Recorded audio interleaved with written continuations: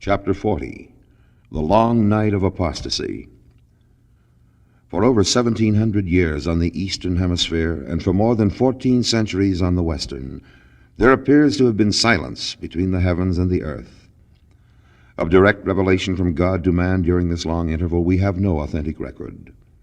As already shown, the period of apostolic ministry on the eastern continent probably terminated before the dawn of the 2nd century of the Christian era. The passing of the apostles was followed by the rapid development of a universal apostasy, as had been foreseen and predicted. In the accomplishment of this great falling away, external and internal causes cooperated.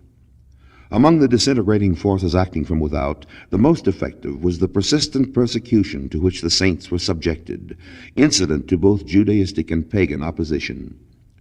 Vast numbers who had professed membership, and many who had been officers in the ministry, deserted the church, while a few were stimulated to greater zeal under the scourge of persecution. The general effect of opposition from the outside, of external causes of decline in faith and works considered as a whole, was the defection of individuals, resulting in a widespread apostasy from the church. But immeasurably more serious was the result of internal dissension, schism, and disruption, whereby an absolute apostasy of the church from the way and word of God was brought about. Judaism was the earliest oppressor of Christianity, and became the instigator and abettor of the succeeding atrocities incident to pagan persecution. Open and vigorous hostility of the Roman powers against the Christian church became general during the reign of Nero, beginning about 64 A.D., and continued with occasional respites of a few months or even years at a time to the close of Diocletian's reign, about 305 A.D. The inhuman cruelty and savage barbarity to which were subjected those who dared profess the name of Christ during these centuries of heathen domination are matters of accepted history. When Constantine the Great came to the throne in the first quarter of the 4th century, a radical change was inaugurated in the attitude of the state toward the church. The emperor straightway made the so-called Christianity of the time the religion of his realm, and zealous devotion to the church became the surest recommendation to imperial favor. But the church was already in great measure an apostate institution, and even in crude outline of organization and service bore but remote resemblance to the Church of Jesus Christ, founded by the Savior and builded through the instrumentality of the apostles. Whatever vestiges of genuine Christianity may have possibly survived in the church before were buried beyond the sight of man by the abuses that followed the elevation of the churchly organization to secular favor through the decree of Constantine. The emperor, even though unbaptized, made himself the head of the church, and priestly office was more sought after than military rank or state preferment. The spirit of apostasy by which the church had become permeated before Constantine threw about it the mantle of imperial protection and emblazoned it with the insignia of state, now was roused to increased activity as the leaven of Satan's own culture flourished under the conditions most favorable for such fungoid growth. The Bishop of Rome had already asserted supremacy over his fellows in the episcopate, but when the emperor made Byzantium his capital and renamed it in his own honor, Constantinople, the bishop of that city claimed equality with the Roman pontiff. The claim was contested. The ensuing dissension divided the church, and the disruption has persisted until the present day, as is evidenced by the existing distinction between the Roman Catholic and the Greek Catholic churches. The Roman pontiff exercised secular as well as spiritual authority, and in the 11th century arrogated to himself the title of Pope, signifying father in the sense of paternal ruler in all things. During the 12th and 13th centuries, the temporal authority of the Pope was superior to that of kings and emperors, and the Roman Church became the despotic potentate of nations and an autocrat above all secular states. Yet this church, reeking with the stench of worldly ambition and lust of dominance, audaciously claimed to be the church established by him who affirmed, "My kingdom is not of this world." The arrogant assumptions of the Church of Rome were not less extravagant and spiritual than in secular administration. In her loudly asserted control over the spiritual destinies of the souls of men, she blasphemously pretended to forgive or retain individual sins and to inflict or remit penalties both on earth and beyond the grave. She sold permission to commit sin and bartered for gold charters of indulgent forgiveness for sins already done. Her Pope, proclaiming himself the Vicar of God, sat in state to judge as God himself, and by such blasphemy fulfilled the prophecy of Paul following his warning in relation to the awful conditions antecedent to the second coming of the Christ.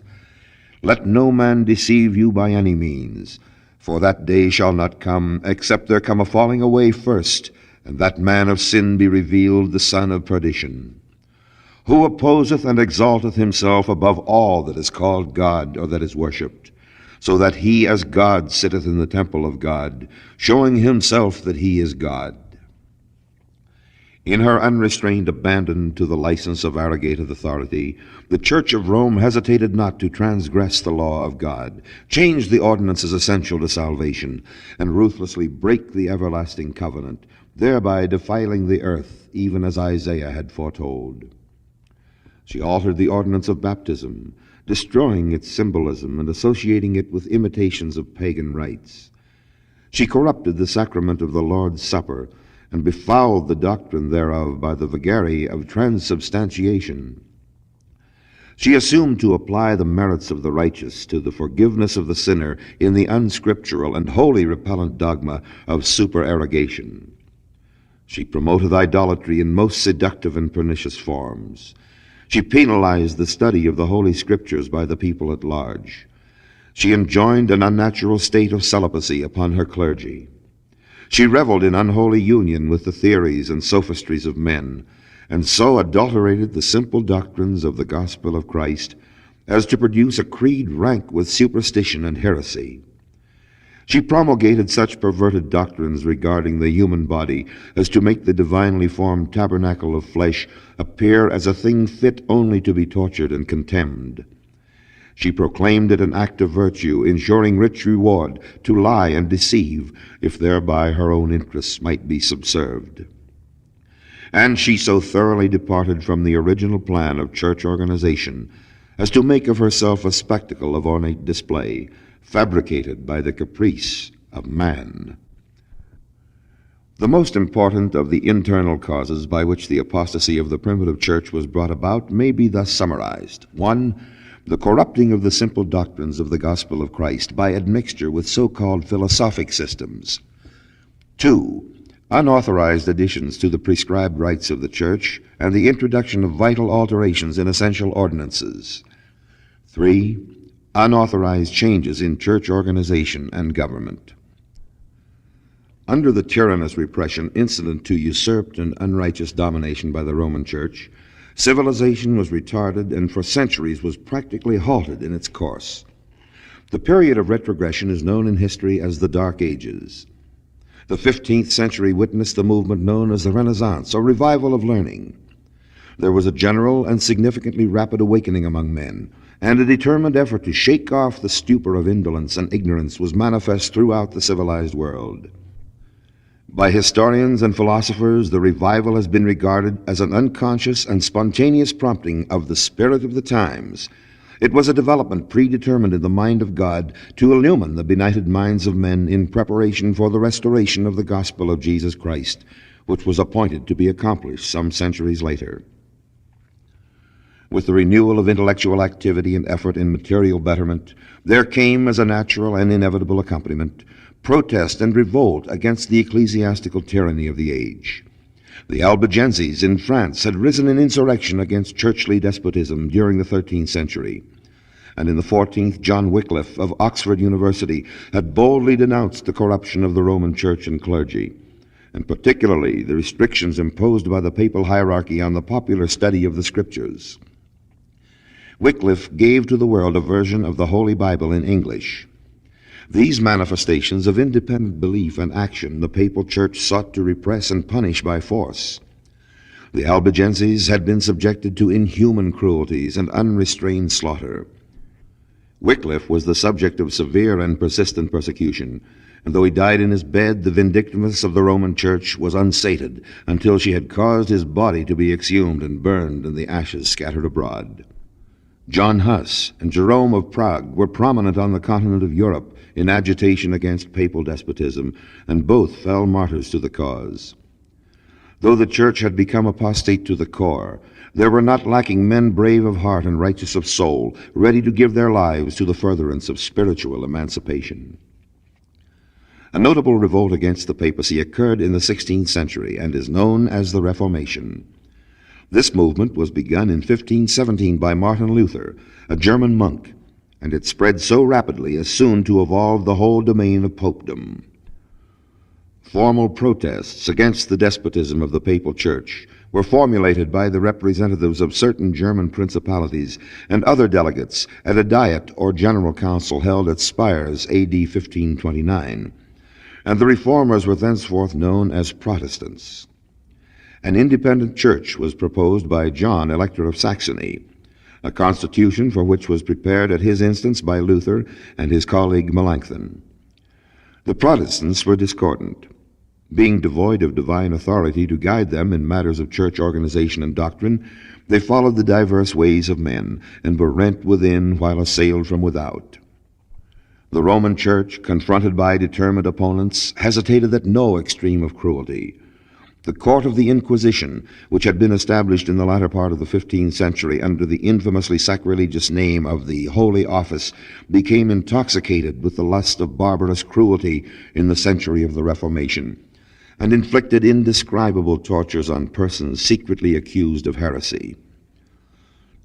In the early days of the Reformation, instigated by Luther, the King of England, Henry VIII, declared himself a supporter of the Pope, and was rewarded by a papal bestowal of the distinguishing title, Defender of the Faith. Within a few years, this same British sovereign was excommunicated from the Roman Church because of impatient disregard of the Pope's authority in the matter of Henry's desire to divorce Queen Catherine so that he could marry one of her maids. The British Parliament in 1534 passed the Act of Supremacy, by which the nation was declared free from all allegiance to papal authority. By Act of Parliament, the king was made the head of the church within his own dominions. Thus was born the Church of England, a direct result of the licentious amours of a debauched and infamous king. With blasphemous indifference to the absence of divine commission, with no semblance of priestly succession, an adulterous sovereign created a church, provided therein a priesthood of his own, and proclaimed himself supreme administrator in all matters spiritual.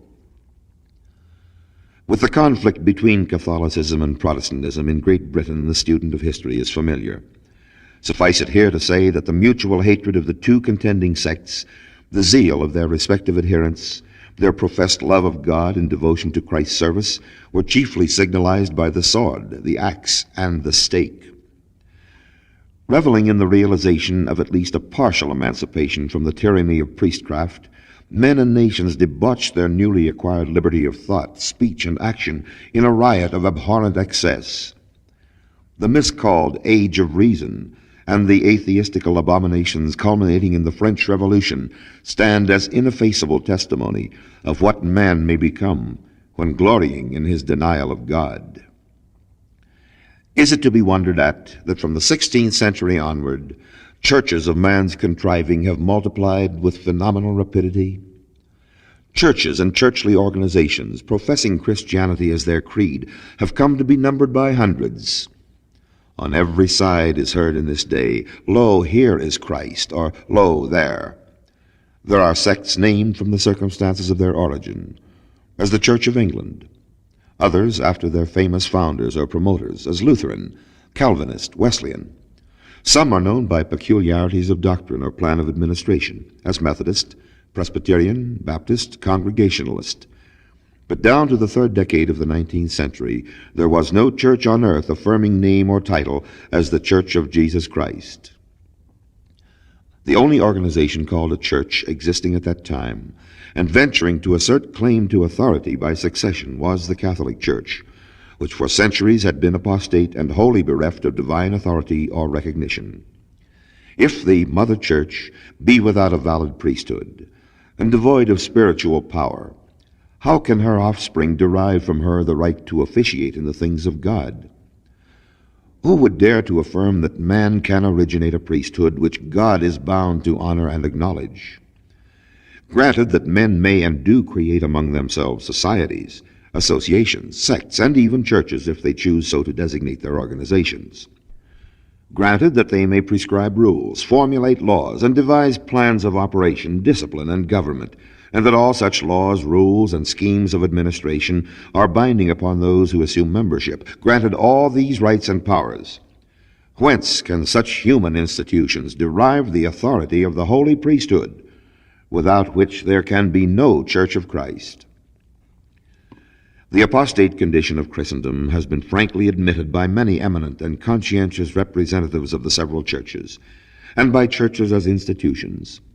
Even the Church of England acknowledges the awful fact in her official declaration of degeneracy, as set forth in the Homily Against Peril of Idolatry, in these words: "So that laity and clergy, learned and unlearned, all ages, sects, and degrees of men, women, and children of whole Christendom, and horrible and most dreadful thing to think, have been at once drowned in abominable idolatry, of all other vices most detested of God, and most damnable to man, and that by the space of 800 years and more." Let it not be concluded that through the night of the universal apostasy, long and dark as it was, God had forgotten the world. Mankind had not been left wholly to itself. The Spirit of God was operative so far as the unbelief of men permitted. John the Apostle and the 3 Nephite disciples were ministering among men, though unknown. But through the centuries of spiritual darkness, men lived and died without the administration of a contemporary apostle, prophet, elder, bishop, priest, teacher, or deacon. Whatever of the form of godliness existed in the churches of human establishment was destitute of divine power. The time foreseen by the inspired apostle had fully come. Mankind in general refused to endure sound doctrine, but having itching ears did they heap to themselves teachers after their own lusts, and verily had they turned away their ears from the truth to follow after fables. The first quarter of the 19th century witnessed the cumulative fulfillment of the conditions predicted through the prophet Amos. "Behold, the days come, saith the Lord God, that I will send a famine in the land, not a famine of bread, nor a thirst for water, but of hearing the words of the Lord. And they shall wander from sea to sea, and from the north even to the east. They shall run to and fro to seek the word of the Lord, and shall not find it." Throughout the period of apostasy, the windows of heaven had been shut toward the world, so as to preclude all direct revelation from God, and particularly any personal ministration or theophany of the Christ. Mankind had ceased to know God, and had invested the utterances of prophets and apostles of old who had known him with a pall of mystery and fancy, so that the true and the living God was no longer believed to exist. But in his place the sectaries had tried to conceive of an incomprehensible being, devoid of body, parts, or passions, an immaterial nothing. But it had been determined in the councils of heaven that after many centuries of benighted ignorance the world should be illumined anew by the light of truth. Through the operation of the genius of intelligence, which is the Spirit of truth, the soul of the race had been undergoing a preparation, like unto the deep plowing of a field, for the planting of the gospel afresh. The principle of the mariner's compass was revealed by the Spirit. The material embodiment thereof was invented by man, and by its aid the unknown oceans were explored. Toward the end of the 15th century, Columbus was led by the inspiration of God to the discovery of the New World, whereon dwelt the degenerate posterity of Lehi, a dark-skinned remnant of the house of Israel, the American Indians. In due time, the good ships Mayflower and Speedwell brought to the Western world the Pilgrim Fathers, as the vanguard of a host escaping from exile and seeking a new home wherein they could worship according to the dictates of their consciences. The coming of Columbus and the later immigration of the Puritan Pilgrims had been predicted nearly 600 years before Christ. Their respective missions had been as truly appointed unto them as has been the sending of any prophet with a message to deliver and a work to do. The war between the American colonies and the mother country, and the victorious issue thereof in the emancipation of the American nation once and forever from monarchical rule, had been foretold as further steps in the preparation for the restoration of the gospel. Time was allowed for the establishment of a stable government, for the raising up of men chosen and inspired to frame and promulgate the Constitution of the United States, which promises to every man a full measure of political and religious freedom. It was not meet that the precious seed of the restored gospel be thrown upon unplowed soil, hardened by intolerance, and fit to produce only thorns of bigotry and rank weeds of mental and spiritual serfdom. The gospel of Jesus Christ is the embodiment of liberty. It is the truth that shall make free every man and every nation who will accept and obey its precepts. At the appointed time, the Eternal Father and his Son Jesus the Christ appeared to man upon the earth and inaugurated the dispensation of the fullness of times.